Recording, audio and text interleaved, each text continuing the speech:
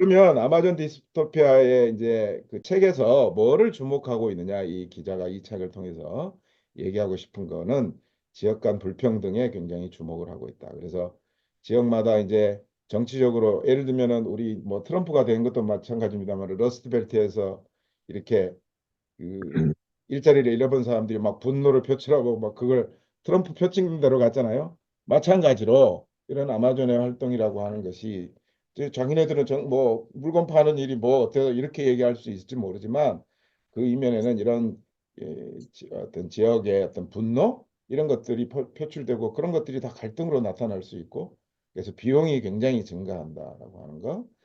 그다음에 이제 이런 것들이 물론 이제 미국은 지역이 워낙 또 넓기도 하겠지만 지역 간의 이해 서로 뭐 예를 들면 주거 문제 같은 경우 어떤 지역에서는 이게 공동화 문제 우리도 이제 젠트리피케이션 뭐 이제 이런 얘기 또 뭐 빈집 이런 얘기 있지만 다른 지역에서는 집값이 너무 올라서 지금 실리콘밸리 같은 경우는 너무 올라서 거기서 못 산다잖아요. 이제 세금 문제도 그렇고 그 사람들이 뭐 전부 텍사스로 이사를 하네 마네 뭐 이러고 있다고 하는데 어쨌든 어떤 지역에서는 뭐 주거 빈집이 많이 생기고 이러지만 어떤 데서는 막 집값이 폭발해가지고 이런 것들 그래서 뭐 전국적 단위에서 이런 것이 아마 이번에 미국의 대선에서도 이런 것들이 그러니까 우리가 이제 뭐 여론조사로만 믿는 그 보는 걸로는 절대 예측을 할 수가 없는 거죠. 그래서 각 지역의 사정들을 잘 알지 않으면 그걸 참 맞추기가 쉽지 않았을 것이다.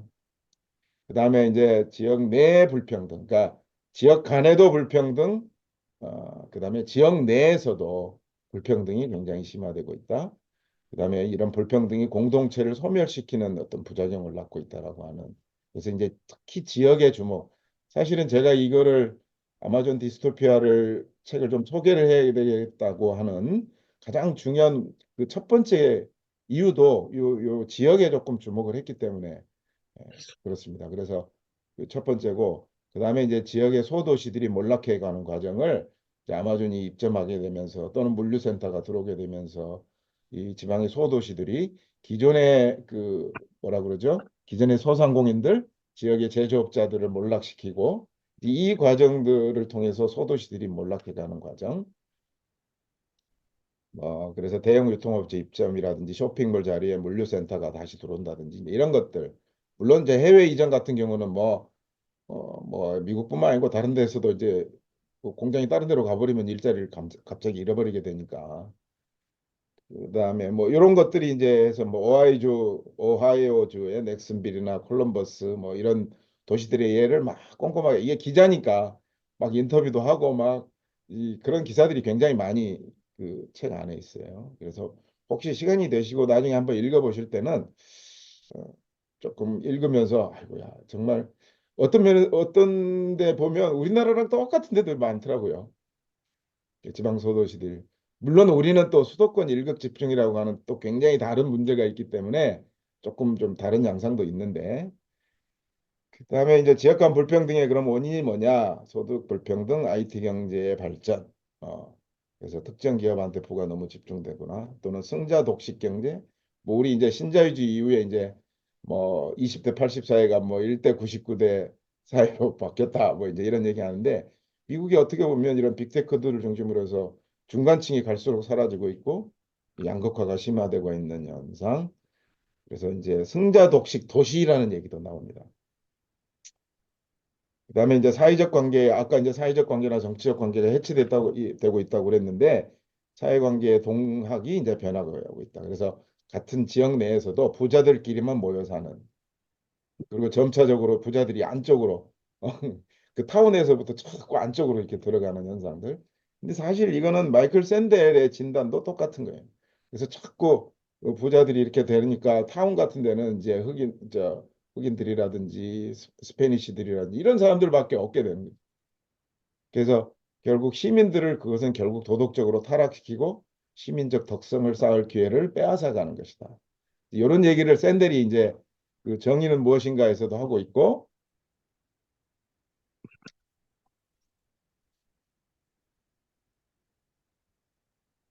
뭐 하나 네. 여기 민주주의의 불만이라는 책에서도 그런 얘기를 하고 있어요. 예.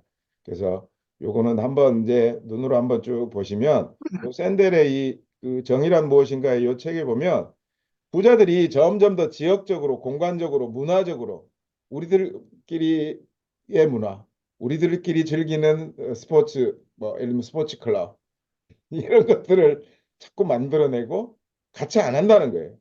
그래서 여기 뭐 놀이공원, 스포츠 문화 이런 공간적 분리를 굉장히 이 급속도로 공간적 분리가 진행되고 있고 이러한 것들이 결국은 예를 들어서 공공이 예를 들어서 타운에 뭐 시설이 낡아서 그럼 그걸 다시 지어줘야 되잖아요. 그런 일들을 하지 않으려고 한다는 거예요. 주정부나 이런 정부에서. 그래서 무관심이나 방치 이런 것들이 되니까 오히려 거기는 더 쇠퇴하고 부자들은 돈이 있으니까 따로 자기들만의 스포츠 클럽 만들고 그 뭐 공원 만들고 이래가지고 이제 하는 그래서 결국 이게 더 양극화가 심화되고 다양한 계층이나 배경의 사람들이 만날 기회가 갈수록 줄어드는 그래서 이 공간적 분리를 굉장히 강조하는데 그래서 이런 것들이 결국 결속감이라든지 공동체 의식을 이제 소멸시키는 거다. 그게 이제 정의란 무엇인가에 나오고 사실은 샌델 책은 요 민주주의의 불만이라는 책을 한번 꼭 읽어보셔야 됩니다. 정의란 무엇인가는 되게 대중적인 저서인데 요 민주주의의 불만에 보면 이제 이런 얘기도 또 당연히 있고 훨씬 더 잘 뭐라 그러죠? 잘 쓰여져 있다 그럴까요? 샌델의 얘기를 더 잘 이해할 수 있는 책이라고 저는 생각하는데 어쨌든 시간 되시면 이것도 한번 읽어보시면 좋을 것 같고 자 그러면 왜 아마존이냐 이 맥길리스가 뭐 다른 기업들도 많은데 왜 아마존을 나는 선택을 해서 이런 책을 썼느냐 그래서 이제 첫 번째는 극단적인 부의 불평등을 아마존을 통해서 내가 얘기해 볼 수 있을 것 같다라고 얘기했고 그다음에 아마존에서 다수의 노동자들이 이제 굉장히 많잖아요. 근데 이제 이런 노동의 변화 양상들을 좀 살펴볼 수 있지 않을까? 그게 두 번째, 왜 아마존을 내가 선택했는지. 그다음에 주정부나 연방정부 모두에서 선출직 공직자들한테 아까 우리 저 로비 자금 얘기했고 정부하고 계약 건수 얘기를 한 건 이제 이런 것들 때문인데 결국 이런 대기업들 편에서 뭐 예를 들면 세금도 깎아주고 보조금 오히려 그 물류센터 짓겠다 그러면 막 보조금 주고 그런 얘기들이 많이 나오거든요. 그 주정부나 이런 데서 입법을 하는 것도 마찬가지고 이런 주정부의 보조금들을 짓겠다고 하면 어, 쉽게 허용해주고 또 그런 퍼실리티를 하려면 예를 들면 데이터 센터 같은 경우에는 전력 같은 걸 많이 들어가는데 주민들은 요즘에 이제 반대 운동한다고 난리거든요. 미국에서 데이터 센터 들어오면 결국 우리의 세금이 더 오른다는 거예요. 왜냐하면 인프라를 깔아줘야 되잖아요. 그러면은 이 데이터 센터에 들어가는 전기 같은 것을 하려면 그전에는 이 전력망들이 없었는데 거기 데이터 센터를 주면 전력망을 해줘야 되고 결국 주민들한테 세금을 더 걷어서 그 전력망을 만들어줘야 되는 이런 것들 때문에 그게 이제 세 번째 얘기고 그다음에 이제 시민적 유대가 어떻게 해체되고 있는지 아까 사회적 관계, 정치적 관계가 해체된다는 얘기를 했는데 그래서 대면 상업 활동이 오히려 감소하고 지역사회의 조세 기반. 아무래도 이제 기업의 지역의 제조업체나 소상공인들이 막 이제 막 문을 닫게 되면 세금 낼 사람들이 없어지고 여기에 들어오는 아마존이나 이런 대기업들은 갈수록 세금은 더 적게 내고 뭐 감면해 주니까 또 그 주마다 막 또는 주 아니라도 도시마다 막 경쟁을 해서 세금 깎아줄게. 우리도 계속 그러죠. 기업 유치하기 위해서 막 엄청나게 세금 깎아준다고 하듯이 기업들한테 오히려 유치를 했으면 세금을 더 내게 하도록 하지는 못할 망정 자꾸 깎아주고 그러니까 이런 조세 기반이 지방자치단체의 지방정부의 조세 기반이 침식되고 있고 이런 것들이 사회적 유대 해체에도 일조를 하고 있다. 그다음에 이제 아마존은 우리가 소비하는 방식 이런 것들을 이제 근본적으로 조금 바꾸고 있다. 이런 여러 가지 측면에서 이 아마존을 통해서 어, 이제 그 뭐라 그러죠? 뭐 이게 디스토피아 같은 거 아니냐? 지역에는 굉장히 파괴적인 결과를 가져오는. 그다음에 이제 또 하나, 뭐 또 하나라기보다도 아마존 얘기에는 이제 경업 금지 조항이라고 있는데 책에 이제 이런 얘기가 나와서 제가 하나 했는데 요 경업 금지 조항은 뒤에 보시면 요 이제 예를 들어서 이 한 직장에 예를 들면 아마존에 있던 사람이 월마트로 취직하려면 취직을 못하게 해놨어요. 2년 동안. 네, 이제 이런 것들이 지역의 고용을 예를 들어서 업체가 떠나면 그 비슷한 업체에서 내가 취직을 하려고 그래도 이걸 못하는 이제 그런 얘기들도 굉장히 지역의 고용 일자리가 이렇게 쉽게 늘지 않고 지역의 경제가 잘 살아나지 않는 원인 중에 하나다 이런 얘기를 하고 있는데 어쨌든 그런 얘기를 했고 그게 이제 엘파소의 카를로스 텍사스 주에 있는 뭐 이런 얘기가 나오고 또 로컬 기업들 그래서 아마존이 이 결국 이제 아마존에서 물건을 팔려면 로컬 업체들이 거기다 등록을 해야 되잖아요. 셀러로. 그런데 처음에 아마존 마켓플레이스 상에서 한다고 이제 탁 아마존에서 지역의 로컬 업체들을 꼬신다면 그런데 로컬 업체와 거래를 하면 이 매출의 15%를 아마존에 내야 된다는 얘기는 처음에 그 꼬실 때는 그런 얘기를 안 한다는 거예요. 그 딱 하고 나면 야, 너 아까 그게 그 셀러들한테 올리는 수익이잖아요. 우리가 그런 서비스 해주는 거야. 또 수수료 내야 되는 거야. 우리가 물류 서비스 너네 대신해서 해주잖아. 이제 또 우리 아마존 홈페이지에 너네 물건 올려주잖아. 이제 이런 서비스를 해야 된다는 사실들을 이렇게 그러니까 로컬 업체 입장에서는 사실은 물건을 팔려면 이제는 이제 잘 안 되니까 어쩔 수 없이 아마존에 이제 구속될 수밖에 없는 거고 이런 걸 나중에 알게 됐다고 하더라도 빠져나올 수가 없고 그걸 이제 잠김 효과라고 하는데 이제 그게 이제 이 아마존이 지역에서 로컬 업체와 이제 그 계약을 맺는 방식이다. 그다음에 이제 데이터 센터 건립이 오히려 지역 공동체를 파괴하는 사례들도 여기 이제 책에서 리포트가 되고 있다. 요거는 그냥 넘어갈게요. 요거는 원래는 이 임원들, 그러니까 회사에 비밀을 많이 가지고 있는 사람들은 다른 업체에 취직하면 비밀이 막 그 회사 비밀이 누설되잖아요. 그래서 뭐 그거는 맞는데 일반 노동자들한테도 그걸 이제 해가지고 한 3천만 명 정도가 이거에 적용이 되고 있다잖아요.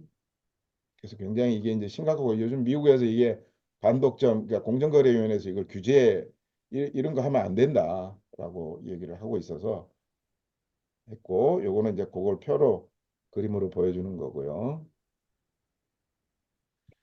자, 그러면 이 아마존은 어떻게 이제 이런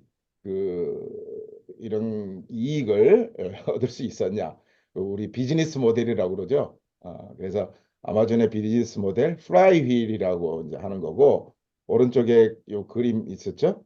이제 이 편리함과 낮은 가격이 고객을 끌어들이면 방문자 수가 높아지고 또 다시 그렇죠. 방문자 수가 많으면 셀러들도 어때요? 처음에는 아마존에서 물건을 안 팔던 셀러들도 아이고 야 저쪽에 소비자들이 많이 있네. 나도 아마존에 셀러로 등록을 해서 수수료를 내더라도 우리 배민 뭐 똑같죠?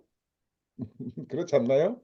여러분들은 음식 배달할 때 어디를 이용하시는지는 내가 모르겠으나 어 그러니까 이게 물론 이제 이게 경제학으로는 양면 네트워크 효과, 뭐 교차 네트워크 효과라고 하는 건데 이런 판매자들이 다시 더 많아지고 또 판매자들이 많으면 나는 아마존은 절대 안 할 거야라고 하는 사람들도 내가 꼭 사고 싶은 물건이 아마존을 통해서 있어.